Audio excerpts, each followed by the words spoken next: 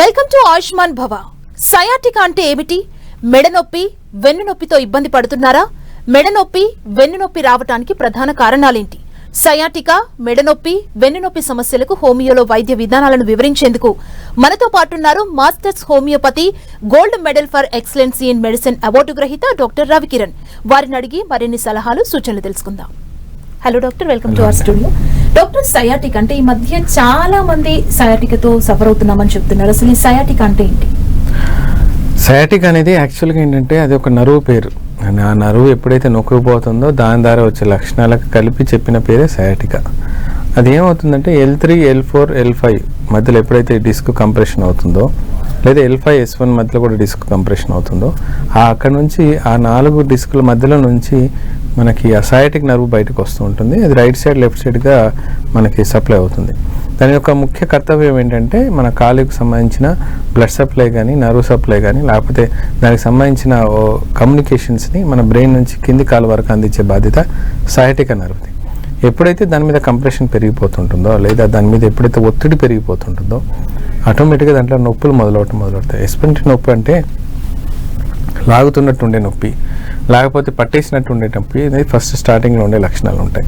ఆ తర్వాత మంట రావటం కానీ, లేకపోతే ఎలక్ట్రిక్ షాక్ లాంటి పెయిన్ రావటం కానీ జరుగుతూ ఉంటుంది. అది వెనక నుంచైనా రావచ్చు, అంటే వెనక బ్యాక్ నుంచైనా రావచ్చు, లేదా ముందు సైడ్ నుంచైనా మనకి అది స్ప్రెడ్ అయ్యే అవకాశం ఎక్కువగా ఉంటుంది. దాంతో ఏంటంటే మనకు నడవటంలో కానీ, ఎక్కువసేపు నిలబడ్డప్పుడు కానీ, లేకపోతే ఎక్కువసేపు కూర్చున్నప్పుడు కానీ మనకు చాలా ఒక విధమైన డిస్కంఫర్ట్ ఉంటుంది ఫస్ట్ స్టేజ్లో. సెకండ్ స్టేజ్కి వచ్చేసరికి ఆ మంట మనం తాళలేని పరిస్థితి. అప్పుడు ఇమ్మీడియట్గా వాళ్ళు ఏదైనా ఆయిల్స్ కానీ, మసాజ్ కానీ చేయటం, లేదా టైట్గా బాడీ కాల్ని కంప్రెస్ చేసినట్టుగా పట్టుకోవడం లాంటివి జరుగుతుంటుంది. ఫోర్త్ స్టేజ్కి అలా వచ్చేసరికి అసలు నిలబడలేరు, కూర్చోలేరు, అసలు ఆ మంట తాళలేక ఇంకా ఆ పెయిన్ కిల్లర్ ఇంజెక్షన్స్ ఎన్ని వాడినా సరే తగ్గలేని పరిస్థితికి వస్తూ ఉంటుంది. ఇది సయాటికా పెయిన్. దాదాపు దీని గురించి ఇంపార్టెన్స్ ఎందుకు వస్తుందంటే, నడుము నొప్పి ఉన్న ఒక 100 కేసులలో 60 నుంచి 70% మందికి ఈ సయాటికా పెయిన్ వచ్చేస్తుంటుంది. అందుకని సయాటికా పెయిన్ యొక్క ఇంపార్టెన్స్ పెరుగుతూ ఉంది. దీనికి సాధ్యమైనంత వరకు చాలామంది ఏంటంటే సర్జరీ చేయాలి అని చెప్తూ ఉంటారు. అలా సర్జరీ కాకుండా మనం మెడిసిన్ ద్వారా తగ్గించుకునే అవకాశం హోమియోపతి ద్వారా ఉంది. అందుకని సయాటికా పెయిన్ గురించి 3rd, even 4th stage entry వరకు ఉన్న ఏ స్టేజ్లో అయినా సరే మనం హోమియోపతి మెడిసిన్ ద్వారా దాన్ని క్లియర్ చేసుకునే అవకాశం ఉంటుంది. ఓకే డాక్టర్, అంటే సయాటిక్ అంటే ఏజ్ గ్రూప్ వాళ్ళకి ఎక్కువగా ఇది అటాక్ అవ్వడం జరుగుతుందంటే మీ ఎక్స్పీరియన్స్లో, మీ దగ్గరకు వస్తున్న పేషెంట్స్లో ఎవరిలో ఎక్కువగా చూస్తున్నారు? మేము చూస్తున్న మట్టుకైతే సర్వైకల్ లుంబార్ స్పాండిలైటిస్ కేసెస్ ఏవైతే ఉన్నాయో, అంటే డిస్క్ కంప్రెషన్ అవటం కానీ, లేకుంటే డిస్క్ ప్రొలాప్స్ అవటం కానీ, లేకపోతే డిస్క్ లేదా స్పైనల్ స్టెనోసిస్ అయిన కేసెస్లో మనకు ఎక్కువగా కనబడుతూ ఉంటుంది. ఇది ఏజ్ గ్రూప్ ప్రకారం చూసుకున్నట్లయితే కొంత అరుగుదల కానీ, లేదా మీరు చేసే పని ఒత్తిడిని బట్టి కూడా మన వెన్నుపూసలో పడే ఒక ప్రెషర్ని తట్టుకోలేక సయాటికా రిజల్ట్ వచ్చే అవకాశాలు ఎక్కువగా ఉంటాయి. కాబట్టి మనం ఎక్కువ శాతం ఇది 30 to 35 ఇయర్స్ మధ్యలో కానీ, లేదా 45 to 50 ఇయర్స్ మధ్యలో కానీ, 60 ఇయర్స్ మధ్యలో కానీ మనం గమనించవచ్చు. కానీ లేడీస్ విషయానికి వచ్చినట్లయితే ఆఫ్టర్ డెలివరీస్ కానీ, లేకపోతే ఎప్పుడైతే మనకు లంబార్ అనస్థీషియా ఇస్తూ ఉంటారో, ఒక్కొక్కసారి ప్రాపర్గా ఇవ్వలేనప్పుడు, నర్వ్ డ్యామేజ్ అయినప్పుడు కూడా మనకి సయాటికా లక్షణాలు కొంచెం ఎక్కువగా వచ్చే అవకాశం ఉన్నాయి. లక్కీగా ఏంటంటే ఇంతవరకు ఇంకా చిన్నపిల్లల్లో ఆ ప్రాబ్లం రాలేదు. కాకపోతే బ్యాక్ పెయిన్ మొదలవుతూ ఉంటుంది బికాజ్ ఆఫ్ వాళ్ళు స్కూల్ బ్యాగులు ఎక్కువగా మోయటం కానీ, లేకపోతే ఈ మధ్యలో జిమ్లలో ఎక్కువ జాయిన్ అయిపోయి అడ్డదిడ్డంగా వెయిట్ లిఫ్ట్ చేయటం, దాని ద్వారా డిస్క్లలో కంప్రెషన్ రావటం లాంటివి జరుగుతూ ఉంటుంది. సో దీనికి ఒకటే మార్గం ఏంటంటే, మనం ఈ స్టేజ్లో, ఎర్లీ స్టేజ్లో మనకు ఆ నొప్పి వస్తుందని తెలిసినప్పుడు, లేదా కాళ్ళు లాగుతుందని అనిపించినప్పుడు, లేదా నడుము నొప్పి అట్లా ఉందని అనిపించినప్పుడు జాగ్రత్త పడటం, దాని తగ్గట్టు జాగ్రత్తలు తీసుకోవటం, లేదా మంచి ఫ్యామిలీ డాక్టర్ ఉన్నట్లయితే కన్సల్ట్ చేసి ఆయన ఒపీనియన్ అడగటం చాలా అవసరం అండి. అంటే సయాటికా వన్స్ అటాక్ అయింది, ట్రీట్మెంట్ జరుగుతున్న టైంలో ఎలాంటి జాగ్రత్తలు తీసుకోవాలంటారు డాక్టర్? మీకు ఏ స్టేజ్ ఉందన్న దాన్ని బట్టి మీ జాగ్రత్తలు అంతా పెరుగుతూ పోతుంటాయండి. ఇప్పుడు మీరు ఫస్ట్, సెకండ్ స్టేజ్లో ఉంటే మేము అంతగా జాగ్రత్తలు చెప్పము. మీరు కొంచెం చూసుకుని నడవండి, లేకపోతే ఎక్కువసేపు నిలబడకండి, లేదా ఎక్కువ స్టాండింగ్ ఉండకండి అంటూ చెప్తూ ఉంటాం. అలా కాకుండా మనం సెకండ్ నుంచి 3rd స్టేజ్కి వెళ్ళగానే ఎట్టి పరిస్థితుల్లో మీరు హాఫ్ అన్ అవర్ కంటే ఎక్కువసేపు నిలబడకూడదు. ఒక నిలబడాల్సి వచ్చినప్పుడు ఖచ్చితంగా లుంబార్ బెల్ట్ పెట్టుకోండి. 3వది ఏంటంటే మీరు పడుకున్న పోస్చర్స్ మీరు జాగ్రత్త పడుకోవటం, అంటే మీరు స్ట్రైట్గా పడుకుంటున్నారా, సైడ్కి పడుకున్నారా, సైడ్కి పడుకున్నప్పుడు మీ కాళ్ళు వెన్నుపూస పొజిషన్స్ కండిషన్స్ ఎట్లా ఉన్నాయి అనేది చాలా చాలా అవసరం. మూడో విషయానికి వచ్చినట్లయితే బరువులు ఎటువంటి పరిస్థితుల్లో ఎత్తడానికి లేదు. ఇంకోటి ఏంటంటే ముందుకు వంగి ఏ పనులు చేయడానికి కూడా లేదు. సో ఇలాంటి కొన్ని జాగ్రత్తలు మనం చెప్తూ ట్రీట్మెంట్ మనం చేస్తూ ఉంటాం. దానితో కొంచెం ఎక్సర్సైజెస్ చేయడం కానీ కొన్ని యోగా లాంటి పోస్చర్స్ మనం మేనేజ్ చేసినప్పుడు ఈ సయాటికా ప్రాబ్లమ్ని కొంచెం త్వరగా క్లియర్ చేసుకునే అవకాశం ఉంటుంది. అలా కాకుండా మనం ఓన్లీ మెడిసిన్ మీద డిపెండ్ అయినా సరే ఈ సయాటికా ప్రాబ్లమ్ని అప్పటికీ తగ్గించవచ్చు, కానీ కొంత టైం పడుతుంది. కానీ ఫిజియోథెరపీ కానీ యోగా సహాయంతో మాత్రం చాలా అద్భుతంగా దీన్ని కవర్ చేసుకునే అవకాశం ఉందండి. అంటే ఎన్ని స్టేజెస్ ఉంటాయి డాక్టర్ సయాటికాలో? అంటే ఏ స్టేజ్ లో మీ దగ్గరకు వస్తే తొందరగా క్యూర్ అయ్యే అవకాశాలు ఉంటాయి? అదే ఇంత ముందుగా చెప్పినట్టు నేను ఫస్ట్, సెకండ్, థర్డ్ స్టేజ్లో సయాటికా ప్రాబ్లమ్ని మనం కవర్ చేసుకోవచ్చమ్మా. ఎప్పుడైతే ఫోర్త్ స్టేజ్కి వెళ్ళిపోతుంటుందో, అంటే ఎప్పుడైతే మీకు బ్లాడర్ మీద అంటే యూరిన్ మీద కంట్రోల్ తప్పిపోతుంది, మోషన్ ఎప్పుడు వస్తుందో ఎప్పుడు పోతుందో అర్థం కాని పరిస్థితి, మంట భరించలేనట్టుగా ఉంటుంది, అంటే ఎవరైనా కట్ చేసి మనకి నిప్పులతో మనకు కాల్చినట్టుగా అనిపించడం కానీ, లేకపోతే ఎలక్ట్రిక్ పెయిన్ అంటే ఒక కరెంట్ షాక్ తగిలినట్టుగా అనిపించడం కానీ, ఆ పెయిన్ భరించలేకుండా, ఎస్పెషల్లీ ఈ పెయిన్స్ మనకు మిడ్ నైట్లో కానీ లేకపోతే అర్ధరాత్రి పూట ఎక్కువగా మొదలవుతూ ఉంటాయి. సో ఈ పెయిన్స్ తట్టుకోలేనప్పుడు అప్పుడు మనం దాన్ని సర్జరీ కింద పంపించే అవకాశం ఉంటుంది తప్ప మిగతా 90% కేసెస్ ఏవి కూడా ఆ స్టేజ్కి వెళ్ళవు. ఆ వెళ్ళే లోపలే మీరు మన దగ్గరకు రాగలిగితే హోమియోపతి ట్రీట్మెంట్కి డెఫినెట్గా మీకు 100% రిజల్ట్స్ ఇవ్వడానికి అవకాశం ఉందండి. ఓకే డాక్టర్, మన కాలర్ ఉన్నారు సంధ్య గారు. సంధ్య గారు నమస్తే అండి, డాక్టర్ గారు ఉన్నారు, మీ సమస్య ఏంటో చెప్పండి. హలో సంధ్య గారు చెప్పండి అమ్మా. సార్ నాకు ఇది కుడి సైడ్ మొత్తం బ్యాక్ పెయిన్, కాలు దాకా బాగా నొప్పి సార్. ఓకే సంధ్య గారు చెప్పండి. టీవీ వాల్యూమ్ మ్యూట్ లో పెట్టి డాక్టర్ తో మాట్లాడండి. అవునండి నేను బయటనే ఉన్నాను. ఇప్పుడు మాట్లాడండి. హలో చెప్పమ్మా సంధ్య. సార్ నాకు ఈ కుడి సైడ్ బాగా నొప్పి సార్, ఎక్స్రే తీపించిన నార్మల్ వెళ్ళింది. ఓకే అది చీమలు వస్తాయి మొత్తానికి, కాలు అసలు నడమిస్తలేదు సార్. ఓకే సార్ ఒక నరం అనేది ఉబ్బుతుంది సార్ కొద్దిగా. మీ వయసు ఎంతమ్మా? హలో మీ వయసు ఎంత? 30 సార్. 30 years అమ్మా. ఓకే ఇది ఎక్స్రేలో ఏమవుతుందంటే అమ్మా క్లియర్గా మనకు అంటే లోపల డ్యామేజ్ అయింది క్లియర్గా రాదు. ఒక వీలు పడితే మీరు అఫోర్డ్ చేయగలిగితే మాత్రం ఒకసారి మీరు ఎంఆర్ఐ చేయించుకున్నట్లయితే మనకు క్లియర్గా వస్తుంది. ఈ రిగార్డింగ్ నొప్పులు ఏదున్నా సరే హోమియోపతిలో అయితే ఖచ్చితంగా తగ్గుద్దమ్మా. ఏజ్ చిన్నది కాబట్టి డెఫినెట్గా మీ ప్రాబ్లమ్ అయితే 100% సాల్వ్ చేసుకునే అవకాశం ఉంది. మీరు ఎస్టీ బస్సులో దాని గురించి టెన్షన్ పడాల్సిన అవసరం లేదు. డాక్టర్ దగ్గరికి వెళ్ళే ముందు మాత్రం ఎంఆర్ఐ లుంబార్ రీజన్ అని చెప్పండి. అది ఎంఆర్ఐ తీసుకున్న తర్వాత ఎన్ని డిస్కులు కంప్రెస్ అయినాయి, అసలు కంప్రెస్ అయిందా, ప్రొలాప్స్ అయిందా, లేకపోతే ఆ డిస్క్ మధ్యలో మనకు ఒక జెల్లీ లాంటి పదార్థం ఉంటుంది న్యూక్లియస్ పల్పస్ అని, అదేమైనా లీకేజ్ అయిపోయిందా లేకపోతే మొత్తానికి ఒక స్టిక్ అయిపోయిందా అన్న విషయం మనకు క్లియర్గా అవుతుంది. కొన్నిసార్లు ట్యూమర్స్ వల్ల కూడా మనకు నొప్పులు వచ్చే అవకాశం ఎక్కువ ఉంటుంది. అంటే ఏదైనా ఉండొచ్చు. సో ఎక్స్రే అనేది ప్రైమరీ అసిస్టెన్సే, కానీ ఇప్పుడు మనకు కొత్త టెక్నాలజీస్ వచ్చాయి కాబట్టి ఎంఆర్ఐ చేయించుకున్నట్లయితే చేసే డాక్టర్కి ట్రీట్మెంట్ కూడా చాలా ఈజీగా ఉంటుందమ్మా. ఓకే డాక్టర్, అంటే ఈ సయాటికాకి సంబంధించి మాస్టర్స్ హోమియోపతిలో ఎలాంటి ట్రీట్మెంట్ ఉంది డాక్టర్? ఇప్పుడు మాస్టర్స్ హోమియోపతిలో కానీ ఒక ఐడియల్ హోమియోపతిక్ ట్రీట్మెంట్ ఎలా ఉంటుందంటే మన డిసీజ్ని బట్టి కాకుండా మనిషిని బట్టి ట్రీట్మెంట్ ఉంటుంది. అల్టిమేట్గా మీ మనిషిని ఒక టోటల్గా మన కాన్స్టిట్యూషన్ తీసుకొని ఆ కేస్ టేకింగ్ ప్రాపర్గా తీసుకొని ఆ డిసీజ్ ఎందుకు వచ్చింది, ఎలా వచ్చింది, మూల కారణం ఏంటి, యాక్సిడెంట్ వల్ల వచ్చిందా, బరువు వల్ల వచ్చిందా, లేపడం వల్ల వచ్చిందా, కొన్నిసార్లు ఎమోషనల్గా బాగా డిస్టర్బ్ అయినప్పుడు కూడా బాడీ మీద ఎఫెక్ట్ పడిపోతుంది, దానివల్ల వస్తుందా, ప్రెగ్నెన్సీ డెలివరీ టైంలలో వచ్చిన తేడాల వల్ల వస్తుందా నాకు ఎలిమెంట్ ఫ్రమ్ అంటుంటాం. ఆ కారణాలు కనుక్కుంటూ దానికి తగ్గట్టుగా అనలైజ్ చేసి మన ట్రీట్మెంట్ ఇవ్వగలిగినప్పుడు ఏమవుతుందంటే డిస్క్ కంప్రెషన్స్ ఏవైతే ఉన్నాయో రిలీజ్ అయిపోయి నర్వ్ కంప్రెషన్ అక్కడ నుంచి వెళ్ళిపోతుంది. ఎప్పుడైతే ఆ నర్వ్ కంప్రెషన్ మన పక్క తప్పిపోతుందో ఆటోమేటిక్గా మీకు సయాటికా పెయిన్ అనేది తగ్గిపోతుంది. ఇది ఎలా జరుగుతుంది అంటే శరీరం తనంతట తాను మార్చుకొని సెట్ చేసుకునే ప్రాసెస్ కాబట్టి దీనికి ఖచ్చితంగా మీరేంటో మాకు ప్రాపర్గా తెలియాలి. అప్పుడే కాన్స్టిట్యూషన్ ట్రీట్మెంట్ ఇవ్వగలుగుతాం. అది మనకు పర్మనెంట్ ఉండిపోతుంది. అందుకని మేము గ్యారెంటీ చెప్పగలుగుతాం అనమాట. ఒకసారి తగ్గిపోయింది హోమియోపతిలో అంటే మళ్ళీ నాకు తెలిసి మీరు చేసుకున్నంత పొరపాట్లు లేకుండా జీవితాన్ని సరిగ్గా నడుపుకున్నట్లయితే జీవితంలో మళ్ళీ సయాటికా వచ్చే అవకాశం అయితే లేదు. ఓకే డాక్టర్, మెడ నొప్పి అంటే ఈ మధ్య కాలంలో ఎవరిని కదిపినా ఆల్మోస్ట్ నెక్ పెయిన్ తో ఇబ్బంది పడుతున్నామని చెప్తున్నారు. అంటే ఇప్పుడున్న సిచ్యువేషన్ అంటే సిస్టమ్స్ చూడడం దీని వల్ల ఏమైనా ఎక్కువ కేసెస్ అవుతున్నాయా? మీరేం చెప్తారు నెక్ పెయిన్ కి సంబంధించి? నెక్ పెయిన్ అనేది నెక్ యాక్చువల్గా ఏంటంటే మన బాడీకి మన బ్రెయిన్కి ఒక కనెక్టివిటీ పార్ట్లో మనకు నెక్ అటాచ్ అయి ఉంది. అది ఒక సర్వైకల్ రీజన్స్ అంటాం. అంటే వెన్నుపూస మొత్తం తీసుకున్న cervical, thoracic, lumbar and sacrum region మనం దాని కింద మనం కన్సిడర్ డివైడ్ పార్ట్ చేస్తూ ఉంటాం. ఈ సర్వైకల్ మనకు ఒక 7 వెన్నుపూసలతో అటాచ్ అయ్యి మన బాడీని కనెక్ట్ చేస్తూ ఉంటుంది. కాకపోతే ఏంటంటే ఇది most flexible, most easy, most డ్యామేజబుల్గా ఉంటుంది. దీన్ని ఎంత జాగ్రత్తగా కాపాడుకుంటే అంత మంచిది. ఇప్పుడు చాలామంది మీకు ఎప్పుడైతే మనం బాబా షాప్స్కి వెళ్తుంటాం, లేకుంటే కటింగ్ షాప్కి వెళ్ళినప్పుడు ఏం చేస్తారంటే వాళ్ళ తలని ఇష్టం తిప్పేయటం, ఇట్లా అనటం అట్లా అంటాం చేస్తుంటారు. కానీ అది ఎప్పుడు కూడా అలాంటిది కరెక్ట్గా అడ్వైజబుల్ కాదు. అది మీకు అవ్వలేదు, ఏం ఇబ్బంది అంటే అది అదృష్టమే తప్ప అది అవ్వదన్న గ్యారెంటీని కాదు. ఏదన్నా సరే కనీసం ఒక మామూలుగా ఇలా మూమెంట్ ఇచ్చుకోవడం వరకే మీకు అలౌడ్ తప్ప మీరు తలని ఇలా రౌండ్కి తిప్పేయటం అలా తిప్పేయటం కూడా చేయకూడదు. అంత డెలికేట్గా సర్వైకల్ రీజన్స్ ఉంటాయి. ఎప్పుడైతే మీరు వర్క్ చేస్తున్నప్పుడు లేదా ఏదైనా మొబైల్ చూసినప్పుడు లేదా ముందుకు వెళ్ళినప్పుడు మీ తల ముందుకు వెళ్ళినప్పుడు ఆటోమేటిక్గా ఆ ప్రెషర్ అనేది మనకు డిస్కుల మీద పడిపోతుంటుంది. ఆ డిస్క్ మేనేజ్ చేయలేక డిస్క్ ప్రొలాప్స్ అయిపోతుంది. అంటే ఒకదాని మీద ఒకటి పడిపోవటం కానీ, లేకుంటే ఆ వెన్నుపూస యొక్క కెనాలు దగ్గరకు అయిపోవటం, లేకుంటే ఆ నరాలను నొక్కిపోయినట్టు అయిపోవటం, దాన్ని స్పైనల్ స్టీనోసిస్ అంటుంటాం. ఇదేమో డిస్క్ ప్రొలాప్స్ అంటుంటాం. ఇవి ఎప్పుడైతే మొదలైపోద్దో దాన్ని మనం సర్వైకల్ స్పాండిలైటిస్ అంటుంటాం. ఆ సర్వైకల్ స్పాండిలైటిస్ ఒకసారి వచ్చింది అంటే ఆ మెడ నొప్పి మీకు బాగా లాగుతున్నట్లయితే ప్రాణాంతకం అంటూ ఏమి ఉండవండి. కానీ ఎప్పుడైతే ఆ మెడ లాగుతూ ఉంటుందో మీకు ఏ పని చేయాలన్నా అసలు కంప్లీట్ 100% కమిట్మెంట్ దాని మీద పెట్టలేదు. ఎందుకంటే మీకు నొప్పి లాగుతూ ఉంటుంది.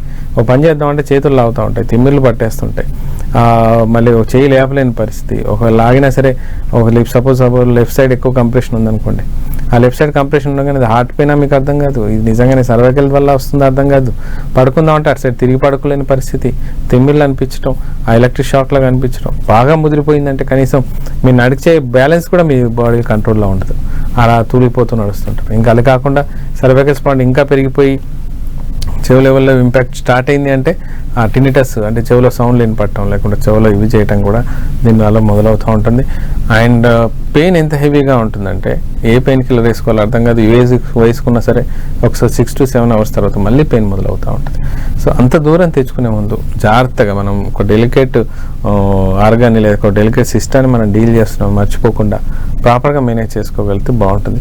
మేము కూడా ఏ హోమియోపతిక్ మెడిసిన్స్ ఇచ్చినా డ్యామేజ్ లెవెల్ అండర్ కంట్రోల్ ఉన్నంత వరకే మెడిసిన్స్ పనిచేసేస్తా తప్ప ఒకసారి టోటల్గా డ్యామేజ్ అయిపోయింది ఏదైనా డాక్టర్ గారు చూసుకుంటారంటే మంత్రదండం అంటూ ఏది ఉండదు. ఏదైనా సరే రిపేర్ చేయగలిగాం కానీ కొత్త అయితే పెట్టలేని పరిస్థితి. ఇంకా సర్జరీ విషయానికి వచ్చామా అది ఉన్న డిస్క్ని ఒక మెకానికల్గా అరేంజ్ చేసి దాన్ని మేము కాపాడే ప్రయత్నం చేస్తారు తప్ప వాళ్ళు కూడా కొత్తవి తెచ్చి పెట్టలేరు. సో ఆటోమేటిక్గా మీకు బోన్లో స్ట్రెంత్ లేదు, వెన్నుపూసలలో బలం లేదు, మళ్ళీ ఒకదాని మీద ఒకటి పడిపోతూ ఉంటాయి. ఆ పడిపోయిందంటే మళ్ళీ నొప్పి మొదటికి వస్తుంది. సో తిరిగి పేషెంట్స్ అలసిపోవడమే తప్ప రిజల్ట్స్ రాదు. సో అంత దూరం తెచ్చుకోవడం ఎందుకు? ఎర్లీ స్టేజ్లో first stage, second stage, third స్టేజ్లోనే డాక్టర్ని కన్సల్ట్ చేసుకొని ట్రీట్మెంట్ వాడుకొని వాళ్ళు చెప్పిన ఎక్సర్సైజ్ చేస్తా వాళ్ళు చెప్పిన జాగ్రత్తలు తీసుకున్నట్లయితే సర్వైకల్ స్పాండిలైటిస్ చాలా మటుకు మనం అవాయిడ్ చేయొచ్చు, క్యూర్ చేయొచ్చు అండ్ పర్మనెంట్గా సెట్ చేయొచ్చు. ఓకే డాక్టర్, మరో కాలర్ ఉన్నారు. శివాజీ గారు నమస్తే అండి. డాక్టర్ గారు ఉన్నారు, మీ సమస్య ఏంటో చెప్పండి. నమస్తే సార్. చెప్పండి శివాజీ.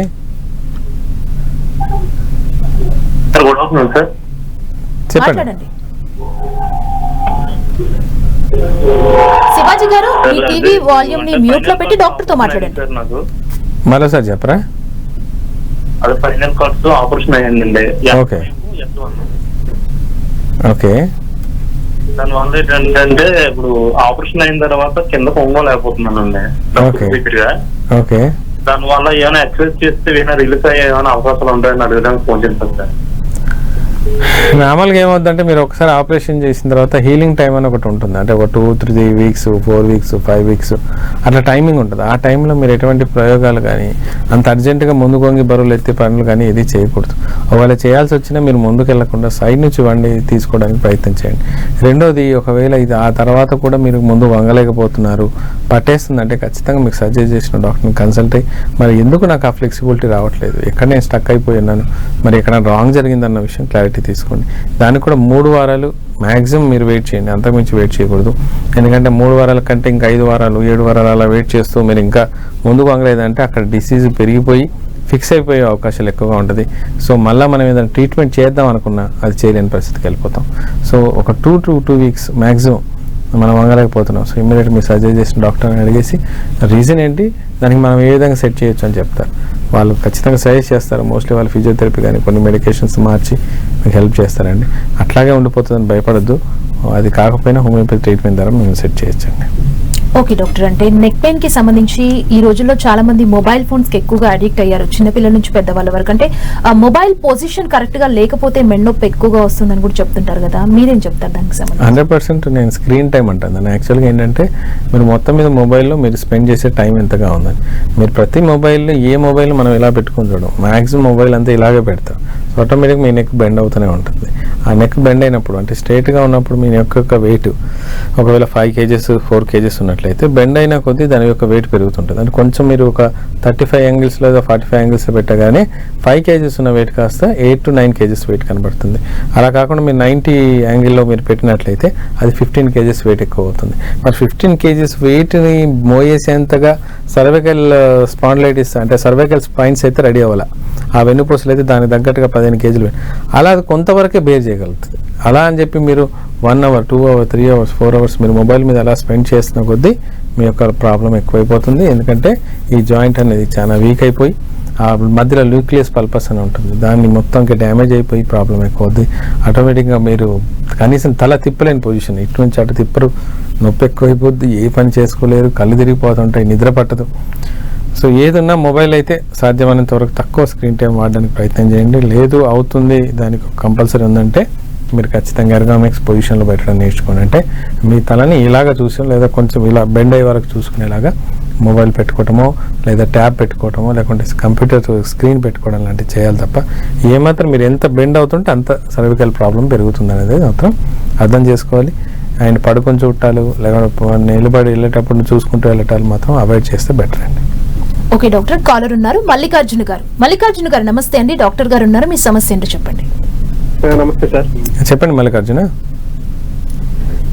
యాక్చువల్గా నాకు సర్వైకల్ రెడిక్యులోపతి అని వచ్చిందండి రీసెంట్ గా. యాక్చువల్గా పెయిన్ అనేది నాకు చెవుల దగ్గర నుంచి కింద జాస్ వరకు కూడా ఉంటుంది. అవునండి. అది మెయిన్ గా ల్యాప్టాప్ అన్నారు, అందుకని స్క్రీన్ స్టాండ్ ఒకటి పెట్టుకుని కొంచెం లెవెల్ మెయింటైన్ చేస్తున్నాం ప్రస్తుతానికి. ఓకే. అదే డాక్టర్ గారిని కన్సల్ట్ చేస్తే లైరికా టాబ్లెట్ వేరే ఒకటి ఇచ్చారు యాక్చువల్లీ మెగ్నీషియం గురించి. ఓకే. అవి లాంగ్ టర్మ్ కంటిన్యూ చేయొచ్చా మెడిసిన్స్? ఎందుకంటే నేను నెక్ సపోర్ట్ లేకుండా కూర్చుంటే నాకు పెయిన్ అనిపిస్తుంది ఇప్పుడు కూడా. ఓకే. ప్రస్తుతానికి అయితే నేను ఒక పిల్లు లాగా పెట్టుకుని చైర్ లో కూర్చున్నప్పుడు మేము నెక్ సపోర్ట్ ఉండేట్టు కూర్చుంటున్నాం వాళ్ళు. ఓకే. అంటే యాక్చువల్గా ఏంటంటే మల్లికార్జున అది లాంగ్ టర్మ్ వాడచ్చా వాడకూడదు అనేది కామెంట్ చేయడానికి నేను కరెక్ట్ కాదు, ఆ డాక్టర్ మీరే చెప్తారు. రెండో విషయం ఏంటంటే ఏదైనా సరే మీరు టెంపరీ సొల్యూషన్కి వెళ్లకుండా మీ ఏజ్ చిన్నది కాబట్టి పర్మనెంట్ సొల్యూషన్కి వెళ్ళే ప్రయత్నం చేయండి. ఎందుకు పర్మనెంట్ వెళ్ళాలి అంటే మీది ఇంకా సాఫ్ట్వేర్ జాబ్ అనేది మీకు తప్పదు, 50-55 వరకు చేయక తప్పదు. అంటే మళ్ళీ మీ స్క్రీన్ టైం పెరుగుతుంది లేదా మీరు మెడను మళ్ళీ వాడాల్సి వస్తుంది. అందుకని మీ మెడను స్ట్రెంథన్ చేసుకోండి, మజిల్ స్ట్రెంథన్ చేసుకోండి, స్పైన్ లేదా బోన్ స్ట్రెంథన్ చేసుకోండి. దాని లోపల నర్వ్ కనెక్షన్స్ బ్లడ్ కనెక్షన్స్ ప్రాపర్గా డిస్టర్బ్ అవ్వకుండా కనెక్షన్ చేసుకుంటూ దాని మీద కొంచెం మీరు ఇన్వెస్ట్ చేయడం మొదలెట్టండి. ఇన్వెస్ట్ చేయడం అంటే డబ్బులని కాదు, కొంచెం ఆలోచించడం, ఎక్సర్సైజ్ చేయటం, డైట్లో కొంచెం కరెక్షన్ చేయటం, సైడ్ ఎఫెక్ట్ లేనటువంటి హోమియోపతిక్ ట్రీట్మెంట్ స్టార్ట్ చేయటం. ఈ 3 కాంబినేషన్లో వర్కౌట్ చేసుకుంటేనే రేపు ఫర్దర్లో మీకు ఎటువంటి ఇబ్బంది లేకుండా వర్కౌట్ అవుతుంది తప్ప ఇప్పుడు ఇది వాడాను రేపు ఇప్పుడు పెళ్ళలో పెట్టారు అది పెట్టారు కొంతవరకు బాగానే ఉంటుంది. కానీ ఎప్పుడైతే నొప్పి తగ్గుతో మీ పిల్ల వెనక్కి వెళ్ళిపోతుంది, మీరు ఆఫీస్లో వెళ్ళి వర్క్ చేయాల్సి వస్తుంది, అక్కడ అవన్నీ కంఫర్ట్ జోన్స్ ఉండవు, వర్క్ చేయకపోతే మీ ఇల్లు నడుస్తుంది. సో అందుకని నేను చెప్పినట్టుగా ఈ ట్రయాలజీ మీరు మెయింటైన్ చేయగలిగితే 100%గా మీరు నెక్ని స్ట్రెంథన్ చేసుకుంటారు అండ్ జాబ్ కూడా వదిలే పరిస్థితి రాదు. అండ్ మెడిసిన్స్ ద్వారా మీరు ప్రయత్నం చేయండి. సో ఇమీడియట్గా రిలీఫ్ వచ్చిందా సరే, లేకపోతే హోమియోపతికి షిఫ్ట్ అయిపోయి ట్రీట్మెంట్ మొదలెట్టండి, డెఫినెట్గా మీ ప్రాబ్లం సాల్వ్ అవుతుంది. ఓకే డాక్టర్, అంటే నెక్ పెయిన్ ఎక్కువగా ఉన్న వాళ్ళు, అంటే నెక్ పెయిన్ రావడానికి ఒక రీజన్ పిల్లో పొజిషన్ కూడా కరెక్ట్ గా నైట్ పడుకునేటప్పుడు పెట్టుకోకపోవడం వల్ల వస్తుంది అంటుంటారు కదా, మీరేం చెప్తారు మా ప్రేక్షకులు? డెఫినెట్గా పిల్లో పొజిషన్స్ చాలా చాలా ఇంపార్టెంట్. యాక్చువల్గా సుపైన్ పొజిషన్ అంటే పడుకునే పొజిషన్లో ఆల్ ఓవర్ ద వరల్డ్లో ప్రాపర్గా పడుకునే వాళ్ళ కంట్రీ ఏదైనా ఉందంటే జపాన్ కానీ south Asian countries especially Korean countries వాళ్ళు పడుకునే పోస్చరే పర్ఫెక్ట్ పోస్చర్. వాళ్ళు యాక్చువల్గా బల్లపరపు మీద కానీ లేకుంటే కింద పడుకోవడం కానీ మ్యాట్ వేసుకొని పిల్లో లాగా ఇంతే వాడతారు. మన దగ్గర పిల్లో సైజుగా పెరుగుతుంటాయి. మీకు ఎంత అది కూడా ఎందుకు ఎంతగా పెట్టుకుంటున్నారంటే మీరు మళ్ళీ మొబైల్ చూడాలిగా నైట్ పడుకునేటప్పుడు. ఆ స్టేజెస్ పెట్టుకున్నప్పుడు ఆటోమేటిక్గా మీ పడుకునే పోస్చర్ కాస్త లెఫ్ట్ అయిపోతుంది. అంటే ఒక 15 డిగ్రీ యాంగిల్లో పడుకోవాల్సిన తల మీకు 35 to 45 డిగ్రీ యాంగిల్లో అది కంటిన్యూగా పడుకుంటున్నట్లయితే బెడ్ మీద కనీసం మీరు 7 to 8 అవర్స్ మీరు స్పెండ్ చేస్తారు. సో 7 to 8 అవర్స్ మీకు డైలీ అది పొజిషన్ ఉంటుంది. ఏదైనా గుర్తుపెట్టుకోండి, 25 years to 40 years మధ్యలో మీకు మ్యాక్సిమం కంప్లైంట్స్ కనబడవు. ఎందుకంటే బాడీ రిస్టోర్ చేసుకోవడానికో లేకుంటే దాన్ని తట్టుకోవడానికో అది బాడీ సెట్ అవుతుంది. ఎందుకంటే మీ బాడీ 100 yearsకి సర్వేవల్గా మ్యానుఫ్యాక్చర్ అయ్యి వచ్చింది. అది 40 years వరకు మీకు పెద్ద లక్షణాలు చూపిస్తుంది. ఎప్పుడైతే 40 దాటుతుందో మీకు లక్షణాలు కనబడతాయి. ఆటోమేటిక్గా చాలా తేడాలు కనబడతాయి. 50 years వచ్చేసరికి ఎందుకు బతుకుతున్నావా అన్న లెవెల్కి వెళ్ళిపోతూ ఉంటారు. అప్పుడు రికవర్ చేయాలన్నా డాక్టర్స్ దగ్గర ఉన్న ఆప్షన్స్ చాలా తక్కువగా ఉంటాయి. సో ముందు నుంచి కూడా పోస్చర్స్ కానీ పడుకునే విధానం కానీ ఏ చేయి మీద పడుకుంటున్నాం, చేయి మీద ఎక్కువసేపు మనం పోస్చర్ ఇది బ్యాలెన్స్ చేస్తున్నామా, వెయిట్ వేస్తున్నామా, ఇది పడుకునేటప్పుడు కంఫర్ట్ జోన్లో ఉందా లేదా, అసలు ఒరిజినల్ పొజిషన్ ఏంటి, ఖచ్చితంగా డాక్టర్ని అడిగే ప్రయత్నం చేయండి. మీ అంతటా మీరు పిల్లలు కొంటారు అది స్పాంజ్గా ఉంది, లేకపోతే మెమరీ ఫోమ్ వాడాడు దానివల్ల మనకి ఏ ఇబ్బంది రాదు, లేదా హార్డ్గా వాడుతున్నాం అది భ్రమలో ఉండొద్దు. ఖచ్చితంగా డాక్టర్ ఎస్పెషల్లీ ఆర్థోపెడిషన్ కానీ ఫిజియోథెరపిస్ట్ వాళ్ళ సజెషన్స్ చాలా అవసరం. అండ్ రెగ్యులర్గా యోగా అనేది మ్యాండేటరీ అండి. ఓకే డాక్టర్, వెన్ను నొప్పి అంటే ఈ సమస్య రావడానికి మెయిన్ రీజన్స్ ఏమంటారు? ఇప్పుడు వెన్ను నొప్పి అనగానే మామూలుగా ఏంటంటే అందరూ ఓన్లీ బ్యాక్ నొప్పిని వెన్ను నొప్పి అంటుంటాం. అలా కాదండి. వెన్ను పూస ఎక్కడ వరకు సప్లై అవుతుందో అది ఎక్కడ పెయిన్ వచ్చినా దాన్ని వెన్ను నొప్పి అంటాం, దాన్ని బ్యాక్ పెయిన్ అంటాం. ఇంతవరకు మనం సర్వైకల్ గురించి మాట్లాడుతూ అంటే నెక్ గురించి మాట్లాడాము, అది వన్ పార్ట్. సెకండ్ పార్ట్ ఏంటంటే థొరాసిక్ రీజన్, ఇక్కడ నుంచి ఇక్కడ వరకు వచ్చే థొరాసిక్ రీజన్లో అంటే లుంబార్ స్టాండ్ అయ్యే వరకు. అంతకుముందు వరకు మనం బ్యాక్ పెయిన్ సైడ్కి అంటే లుంబార్ రీజన్ గురించి మాట్లాడినాం. ఈ T11 నుంచి ఇది 12 స్పైన్స్ ఉంటాయి, అంటే 12 మనకి వెన్నుపూసలు ఉంటాయి. వీటిలో ఇబ్బందులు తక్కువ ఉంటాయి, కాకపోతే నొప్పులు ఎప్పుడు ఎక్కువ వస్తుంటాయి అంటే ఎవరైతే మనకు చేతుల వర్క్ ఎక్కువ చేస్తారో, లేకపోతే బట్టలు ఎక్కువ ఉతుకుతారో, చపాతీలు ఎక్కువ చేస్తారో, లేకపోతే కుకింగ్లో కానీ లేకపోతే ఈ హ్యాండ్ ప్రెషర్ ఎక్కువగా వాడుతున్నారో వాళ్ళల్లో ఈ లోపల వెనక వస్తుంటుంది. దానికి కొన్నిసార్లు రిఫరల్ పెయిన్స్ కూడా యాడ్ అవుతాయి. అంటే మీకు గ్యాస్ ఎక్కువైనప్పుడు కూడా వెనకకు నొప్పి పట్టేయటం కానీ, లాగలేకపోవడం పట్టడం కానీ, ఆ తేనుపులు తీయలేరు పట్టలేరు అట్లా పట్టేసినట్టుగా అనిపిస్తుంది. కొన్నిసార్లు బోన్ క్యాన్సర్స్ వల్ల కానీ లేకపోతే ట్యూమర్స్ వల్ల కూడా మనకు తెలుస్తుంటుంది. నేను ఎక్స్రేని ఎప్పటికీ ఎంకరేజ్ చేస్తాను, నేను కాదన్ను, అది చీపెస్ట్ వే టు డయాగ్నోసిస్. కానీ మీకు నొప్పి తగ్గట్లేదు, ఎంత మంచి మెడిసిన్ ఇచ్చి తగ్గట్లేదు అంటే ఖచ్చితంగా ఒక్కసారి MRI స్పైనల్ కట్ చేసుకోవడం చాలా అవసరం. అది బోన్ క్యాన్సర్స్కి వెళ్తుందా, ట్యూమర్స్కి వెళ్తుందా, ఇంకేదైనా అబ్స్ట్రక్షన్ ఉందా లేదా ఏమైనా డ్యామేజ్ అయింది అనేది దాంట్లో మైన్యూట్ వేలో కూడా మనకు తెలిసిపోతుంటుంది. స్పైన్ విషయంలో అస్సలు నెగ్లెక్ట్ చేయొద్దు, అది మీకు మొత్తం నిలబెట్టేది లైఫ్ అంతా. అది దాని మీద నెగ్లెక్ట్ చేసుకున్నారంటే చాలా ఇబ్బందులు పడతారు. ఓకే డాక్టర్, కాలర్ ఉన్నారు. నమస్తే అండి, డాక్టర్ గారు ఉన్నారు, మాట్లాడండి. నమస్కారం సార్. చెప్పండి సార్, నేను మెడనొప్పి, కాళ్ళ నొప్పులు. సార్ నమస్కారం సార్. వినబడుతుంది, చెప్పండి, పర్లేదు సార్. నేను నల్గొండ నుంచి ఆర్టీసీ కండక్టర్ సైకిల్ మాట్లాడుతున్నాను. ఓకే సార్ వినబడుతుంది. ఆర్టీసీ కండక్టర్ నొప్పులు ఎక్కువ వస్తున్నాయి మీకు? సార్ అదే కాళ్ళ నొప్పులు, కాళ్ళ తిమ్మిర్లు, చేతుల తిమ్మిర్లు, కాళ్ళు షేప్ రావడం, చేయి షేప్ రావడం,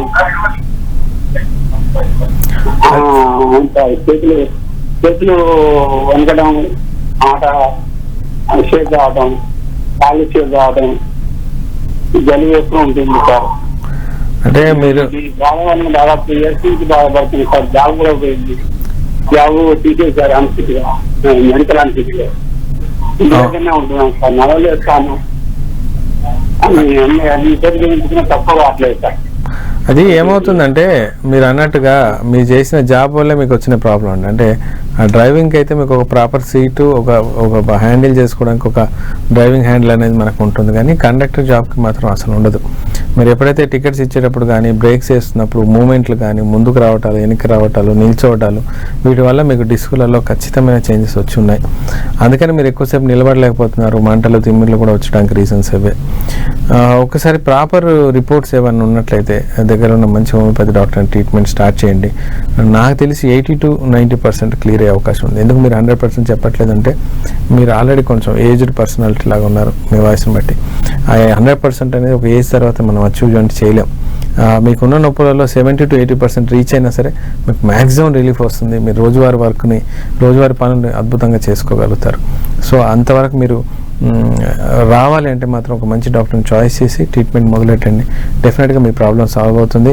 మీరు ఇంకా వేరే సిస్టమ్ని కూడా చూడడం మొదలెట్టండి. ఒక అలోపతిలో మీకు ట్రీట్మెంట్ కరెక్ట్ కావట్లేదు, సో హోమియోపతి ఉంది, ఆయుర్వేదం ఉంది, నేచురోపతి ఉంది, యునాని ఉంది.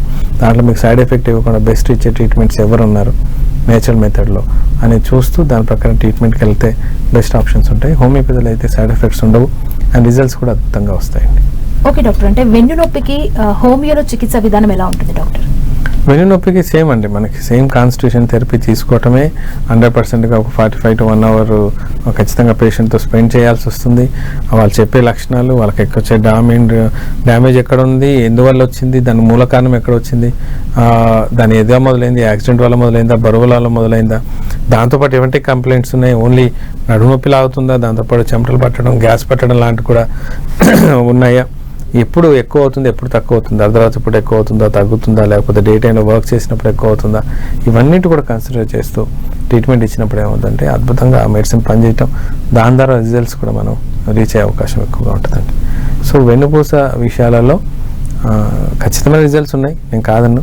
కాకపోతే దానికి కూడా ఒక లిమిటేషన్ ఉంది. ట్యూమర్స్ వచ్చినాయి, క్యాన్సర్స్ వచ్చినాయి, డ్యామేజ్ అయిపోయింది, ఒక లెవెల్ని దాటిపోయింది, పెడికల్స్ అన్ని డ్యామేజ్ అయిపోయినాయి, అందులో అద్భుతాలు ఎక్స్పెక్ట్ చేయలేం. కానీ 90% పర్సన్స్కి మాత్రం హోమియోపతి మాత్రం చాలా మట్టుకు వెన్నుపూస సమస్యల్లో అన్నిటికీ సమాధానం ఉందండి. ఓకే డాక్టర్, సయాటికా, వెన్నునొప్పి, మెడ నొప్పికి సంబంధించి చాలా విషయాన్ని మా ప్రేక్షకులకు తెలియజేశారు doctor. Thank you so much అండి. థ్యాంక్ యూ అండి. చూసారు కదా, ఇది వాటి ఆయుష్మాన్ భవ. మరో కార్యక్రమంతో మళ్ళీ కలుద్దాం. చూస్తూనే ఉండండి 10 TV.